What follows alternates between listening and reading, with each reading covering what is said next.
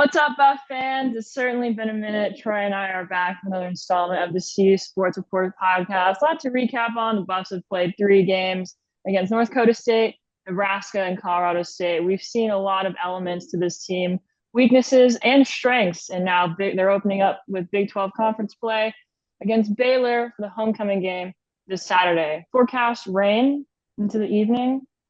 Um, Allegedly, yeah, this is just hearsay on the rain. I'm glad it's gonna be sunny though depending because on who it's you ask. shameless plug. My birthday is tomorrow and it's gonna be a beautiful day. So we get a good day on Friday. Saturday there should be some rain and also some good football being played because what we've seen, at least throughout this week, that these teams are kind of evenly matched. I mean, both on and off the field. Like their stories are similar from last year. 3-9 Baylor, 4-8 Colorado. Switched up the coaching staff a bit on Baylor side and of course on the Colorado side. Baylor brought some new guys in. Of course, Colorado brought some guys in just to reestablish the program and just to have a better outcome at the end of the season and hopefully a bowl game for each of those teams. Baylor was not one of the best teams in the Big 12 last year, that's for sure. And they're looking to be better. And so far, they are 2-1, win against Tarleton State, FCS team, win against Air Force. They played last week, and they got rolled against Power 4 team Utah. Similarly with Colorado, FCS, Power 4, Mountain West. So should be a good game. I'm expecting a good game. When you see Baylor, I guess like I always just get really ahead of myself and just talk and talk and talk. Let's rewind a bit because we haven't talked together in a while. You reviewed the tape on Colorado State. I was there at the game, and that was the first instance where we saw some actual commitment and a semblance of a ground presence. Michael Welch, I believe 9 carries and 65 yards. And his second carry, I know you were saying it's his first carry, but it was his second carry that was 25 yards. His first carry was 2 yards. It was one of his first carries. Yeah, it was one of his first Not by carries. far. I just had to say that, but it was finally it was the first 23-yard run since Dylan Edwards against Washington State last year, and it was the first 100-yard rushing game since Arizona of last year. So this is something that Buff fans and we've been really looking for out of this team, and now looks like they have a little bit more gas in that area. What did you see just on the ground against Colorado State? And what do you think of that game overall? Yeah, there were a lot of positive signs, no question about it. A lot of the things that we wanted to see after the Nebraska game picked up a little bit. Obviously, the running game being one of them, the offensive line being another. I like the fact that they were willing to experiment up front. They swapped Tyler Brown over to left guard. Philip Houston came in at right tackle, and Justin Mayers went to the bench, and it worked. And it also should be noted that the Colorado State front is probably the worst front that they'll play all year. But look, you can only play who's in front of you, and that's the type of performance that they can really build off of. It was great to see Micah Welch have so much success in the run game. I wrote yesterday that I thought he created more yards for himself on his own than it felt like the other CU backs have been able to. He used his vision. He was willing to bounce the ball outside. He was willing to cut it back. He runs with such a downhill physical style. He's able to break tackles and he's got some juice to him. And it didn't feel like they really had that in the first couple weeks. I'm Mm-hmm. interested to see whenever Dallin Hayden is back from that ankle sprain, if he can provide that as well, because he was running into a lot of heavy boxes against Nebraska, against North Dakota State. Didn't really have a lot of space to operate like Welch did in Fort Collins um, on Saturday, but it was a lot of good signs. And then the pass protection I thought was pretty good. It was definitely much better than it had been. A lot of the different stunts and twists and games that Nebraska was really hurting CU with. CSU tried all of that stuff. It was a big part of their plan in the first half, and the Buffs did a much better job communicating, passing those off, picking those up. The pocket still got pushed a lot. It was still that it was the pocket was still getting pushed back into Shadur's lap, and he was kind of having to escape backwards at times. But overall, they were staying in front of guys, they were picking guys up, and that's a positive sign that I really think they can build on. Yeah, and of course, I think what has been just such a pivotal point in this team and their growth is the defense. The last 6 quarters, the Buffs defense have held their opponents just 9 points. In Nebraska, the first half, we know that was just one of the worst halves of football I think I've ever watched. But the second half, the way that they really went around those in-game adjustments and attacked Nebraska on all fronts to prevent them from scoring and held Colorado State just to one touchdown. I am really impressed with, when you bring in a defensive coordinator, you just don't know how things are going to meld, how things are going to look. But the way that Robert Livingston is approaching this is allowing them to play free. And you see a lot of those results with just the front and the back of the defense. I mean, we haven't, Shiloh Sanders got injured against Nebraska, but guys like Carter Stoutmeyer, guys like Anquin Barnes stepping in for Chidozie Nwankwo, they are able to play their own games and also perform. I think just against Colorado State, it's like Colorado State is not a good team. So it's like, how good did Colorado look against Colorado State? Is Colorado this really formidable team that they can be, or did Colorado State just make them look, better than they actually are? Because we saw a game the week prior against Nebraska where it was like, oh boy. But we saw a defense that was much more stable and an offense that was just really struggling. I like the as you mentioned, the switches on the offensive line, and they're running with that same offensive line against Baylor this week. So, another test for these guys. The only, examples we have of this team against Power Four offense is Nebraska. So, are we going to see potentially those same results against Baylor, even though they are a different team than Nebraska? Yeah, we could look at it. Baylor plays a totally different style than Nebraska, which you will get to in a few minutes. But the defense, I thought there were good signs regardless of the competition against CSU. Obviously, holding them to just 9 points. The touchdown came off of one popped run in a short yardage situation late in the game. I You mentioned Anquin Barnes. Rewatching the game the other day, if the first couple series, every single time CSU ran the ball, it was like Anquin Barnes is in the backfield. Anquin Barnes is in the backfield again. Anquin Barnes is in the backfield again. He was blowing up that CSU interior offensive line consistently.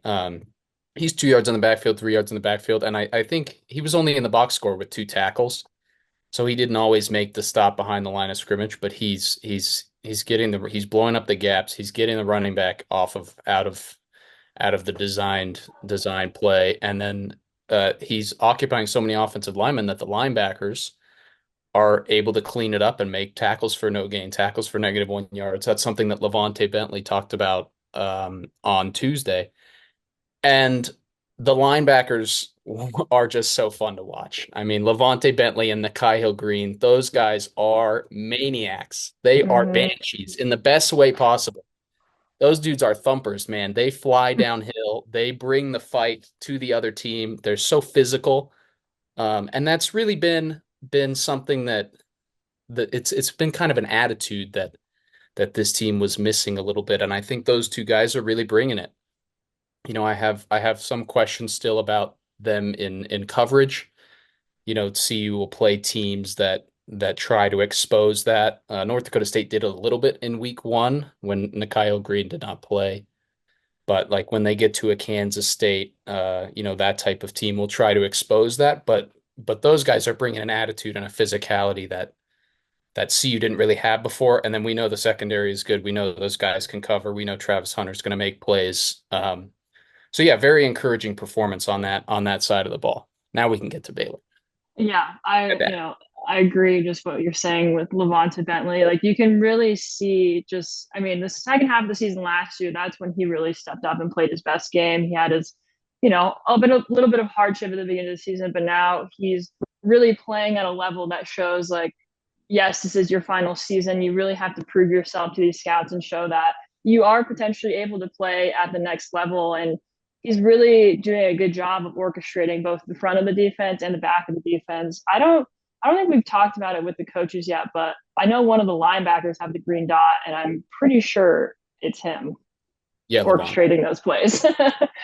So I'm loving seeing from Levante Bentley and Nikai Green. I think they're such a dynamic duo together. And like you said, the defensive line completing their assignments, align the linebackers to get to guys that make it, maybe make it to the second level there. And this defense is just really is what is keeping Colorado in games so far. So now we can get to Bentley's, uh, Baylor. Bentley's Um, Bentley's solo strip and fumble recovery was such an awesome play. oh yeah, I mean, it was so great to see Hodge, Bentley, and Travis just get involved because they were, of course, they were really lacking a little bit more turnovers, and now we're seeing a little bit more of that. More sacks. Travis BJ Green was Travis itching to interception get a sack. What? Travis interception was so crazy too. When I I'm watching know. it, watching it live, it was like, oh, Travis made another play. But watching it back, it was like, oh my goodness, man, that was an insane play. I know his IQ and his eyes on and his ability to get in front of receivers when he is in that situation. Oh, he's so good. I mean, he's in the Heisman conversation, so maybe we can go to New York. These are all plans in the future. I like to get really ahead of myself, but Saturday, Baylor homecoming game. Dave Aranda is calling the defensive plays. Their quarterback, DeQuan Finn, is certainly questionable. Dave Aranda said, let me pull up the quote. He said they're still evaluating him. It's day to day. He got out of his sling on Monday. He's able to move better. There's limitations on what he can do per day, but I think we're in a good spot. That's what he said. So when you're recovering from a rib injury, specifically referencing Alex Fontenot from last year, he suffered a rib injury and he was out for 4 weeks. Finn suffered that injury against Utah, so it's been 2 weeks, a week and a half. So I don't anticipate him being active in this game. So Sawyer Robertson, the backup, who threw for 248 yards and no touchdowns. They're a big rushing touchdown team. At least against Air Force, they scored 3 rushing touchdowns. He's able to move the ball, and I just feel like I saw with Baylor, at least against Air Force. Utah, they certainly did struggle because Utah is one of the best teams in the Big 12 and a favorite to win the championship, the Big 12 championship this year. But what I saw against Air Force was a team that was equally balanced on the ground. Of course, with your backup quarterback, they are going to do a lot of handoff. There is going to be more presence in rushing aspects of it. But in the past game, Sawyer Robinson was able to find his guys and capitalize on that side of the offense as well. So they're able to do a little bit of both. Their offensive line is good at protecting. I don't know how many sacks they've allowed, but it's been definitely less than Shedeur Sanders total this season. When I'm curious to see how the Bucs defense takes the next step and really presents themselves in a strong and disruptive manner against Baylor in their front and what they're showing. Yeah, it'll be interesting because it's a totally different game depending on who's at quarterback. Baylor has given up 5 sacks, so less than Thank you. but uh it's a totally different game. Look, if Finn plays, he has an element of creation, an element of just as a playmaker that Sawyer Robinson doesn't have. Sawyer Robinson's going to be more within the structure of the offense, more, kind of a point guard style of quarterback. And look, that's better for CU. Mm. Cam Miller for North Dakota State really hurt CU with his scrambling in week 1, and that's something that DeQuan Finn is capable of as well.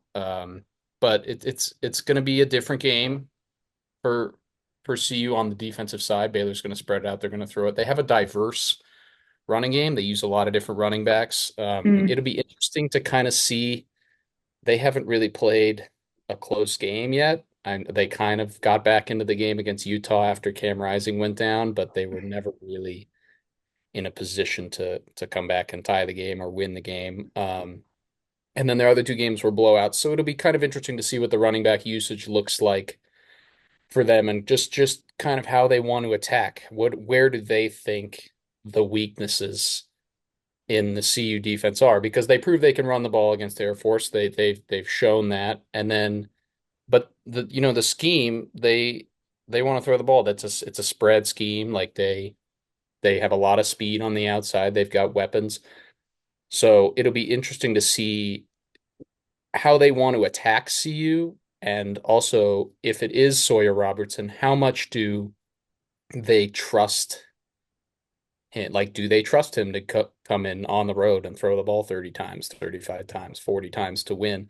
Especially if CU's putting up points on the other side of the ball, which we'll get to in a minute. But it's just kind of Baylor's plan is just what I'm really paying attention to because I'm not the quarterback situation makes it really murky, obviously, but it's just something that I don't really know what to expect from them. Yeah, something that you're monitoring for sure, because Coach Prime said that they are preparing for two quarterbacks, and it does change the way that the defense shows up and presents themselves on the field. I mean, I think the box is going to be pretty loaded up on the Buffs, and when I'm interested to see, I think they did so well in red zone defense and third down defense against Colorado State. Of course, a very different team from Baylor, but I think this will be another important test to see how well can Colorado really stop the run. I mean, so far they've been really good this season, and that front has been able to stop running backs pretty well. Of course, like you said, Cam Miller, like these QB scrambles that slip away from them when they decide to take an alternative route. There are times where they do miss those reads. So that's something that I'll be monitoring because their third down defense was probably the best that it was this entire season against Colorado State. Will it be the same product against Baylor? That is the question. On the Still offensive curious. side, yeah, I'm still curious about the pass rush for CU. That was kind of one of the spots that yeah, they've been like changing it up a bunch.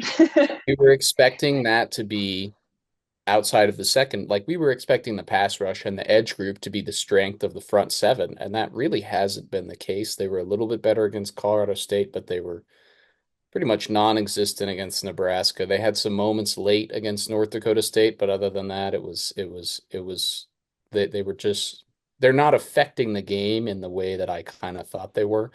So that's Yeah. something against, especially if Baylor is out there and they're throwing the ball a lot. That's something that I am keeping an eye on as well. Yeah, I think we're starting to see flashes from Dan Hayes. Maybe some.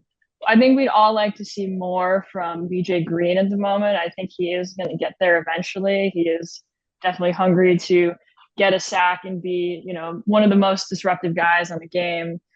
He was named Big 12 preseason defensive end for Big 12 preseason all Big 12 preseason. Oh my God, on the team. He was on the Big 12 preseason team. So there was just so much talk about him and what he provided and what he showed against Arizona State. It's not quite aligned with what we're seeing at Colorado, but I think he is going to get there and he is going to have a big game.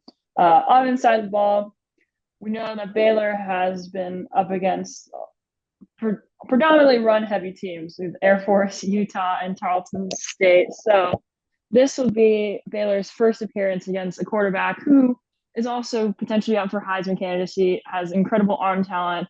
When he has a clean pocket, he can really throw it to any one of his wide receiver weapons. David Aranda hasn't seen this season as he is. This is his first year calling defensive plays. Hasn't seen an offense of this passing caliber quite yet. When the offensive line is actually protecting Shador, so once again, they know that Baylor's defense knows that the weakness here is Colorado's offensive line, so they're certainly going to try to exploit that. So keeping Shador Sanders on his own 2 feet and allowing him to be the quarterback that we all know he is and the ceiling that he has in his performance, he can really just exploit Baylor's secondary and just do what he does best. So when you see this offensive and defensive matchup, where do you feel like Baylor is the strongest? I think their secondary is pretty good. And I think that there might be a bit of an adjustment period for CU because Dave Aranda defenses, he changes the picture a lot after the snap. What you see before the snap is not what you see after the snap. So that might take some getting used to for Shador. He's a very good, he's a good processor. And this kind of happened against CSU too, where he kind of had to settle into the game the first quarter, quarter and a half, and then they finally started to get to some of the stuff that they really wanted to get to. Um, the difference with Baylor, Nebraska kind of did that too. They did a lot of change in the picture, and it confused Shador at times, and it confused the CU offense at times. The difference is that the Baylor front is not as good as Nebraska. So, and with the offensive line changes, if in fact they do hold up like last week, it won't be a total slaughter on the line of scrimmage, hopefully. But the Baylor secondary is good. That matchup with them against the CU wide receivers will really be fun to watch. I think that the Buffs are doing a lot better job getting LaJohntay Wester and Will Sheppard involved. LaJohntay obviously had the 2 touchdowns last week. Will Sheppard is kind of in and out sometimes. Shadur trusts him with some routes on the outside. He tried to give him a go ball last week. He couldn't come down with it. He did get one against Nebraska, so I'm curious if they try to lean into that a little more. We know Travis is going to end up with 10 catches. Yeah, 100 yards. So, um, and then Jimmy Horn's role has kind of waned. Mhm. He's been a focal point for Nebraska and CSU after the big game in week 1 naturally. But I'm curious if they try to get to some more things to kind of get him the ball in space, let him use his speed to operate. But the other thing that Jimmy Horn does is he stretches the defense vertically. That's why you see LaJohntay Wester and Travis able to, come underneath him, these digs, these curls, these crossers that they're getting so many of. Jimmy Horn stretches the defense vertically, and then that opens that up. But Baylor's got a talented secondary. They're fast, they're athletic, just like they are on the perimeter on offense. The same goes for their defense, and they run. Like I said, it's a lot of post snap. You know, they adjust a lot. They give you different looks. They show you one thing before the snap, they get into another after the snap. So it might take some adjusting for CU, but I'm curious to watch the matchup on the outside. Yeah, I'm excited for a home game finally. I feel like we've been traveling. I mean, Nebraska, Colorado State. I'm excited to be back home for another game, homecoming game. So, score Now that predictions for this now that game. we've talked about passing on both sides, it's going to be pouring rain the whole time, and Yeah, both they're gonna run the going to the yard. ball. Because sometimes Colorado rain, it's not like Seattle rain or rain, in a humid climate. It's like Could be quick, but it's not like it's a lot at once and then it stops and then it's a lot again. But It still, does it's very tricky. it sounds like the rain might just be a precursor for next week, but Hurricane. teaser. They call that a tease. Oh my God, playing in a hurricane? Wow. Okay, score predictions for Baylor. I have Colorado at 35 and Baylor at 27. I just feel like this offense against this Baylor's defense just has the upper hand here. I know I say that like every week. And it does, as you mentioned, like it does take Shador and this offense to really like get in a rhythm, get those guys going. But I feel like with the momentum from Colorado State and the way that Pat Shermer and Shador and everyone is really settling in, I think they'll be able to capitalize on Baylor with a defense that hasn't really seen a predominantly passing attack this season. And we'll be able to learn a lot of lessons from Shador and the gang. I've got less points than that, but I think we land in a pretty similar spot. I went with Colorado 24, Baylor 20. Mm, I just I don't trust the Baylor offense fully at this point to do a ton against the Colorado. Like I don't know what is the one thing that the Baylor offense can lean on to really hurt Colorado's defense. Like Nebraska ran the ball power in the first half and gashed them yeah. over. And North Dakota State was in heavy bodies, and then they isolated the linebackers in coverage. Cam Miller scrambled a lot. I just don't know, especially if DeQuan Finn is out. I don't know what the bread and butter is going to be for Baylor to attack because it's hard to just go at the secondary over and over and over and over. you've got to be a little bit creative and attack the front seven in different ways. And I just don't know if Baylor is equipped to do that. And then offensively, um, like I said, I'm kind of expecting another slow start offensively for CU, but look, they're going to come up with explosives at some point. And the only games that you see them really shut down the entire time, last year and this year, are the games where the front is just totally overwhelmed, and I don't see that uh, being a major issue. I do think Baylor can give them some problems, but I don't think it'll be like Nebraska where snap after snap there's three Yeah, guys in the backfield, and it's so I feel good about CU in this one, 24-20. nice. Well, good analysis, Troy. Once again, we will see you guys on Saturday for the game. Stay dry and let's go Buffs.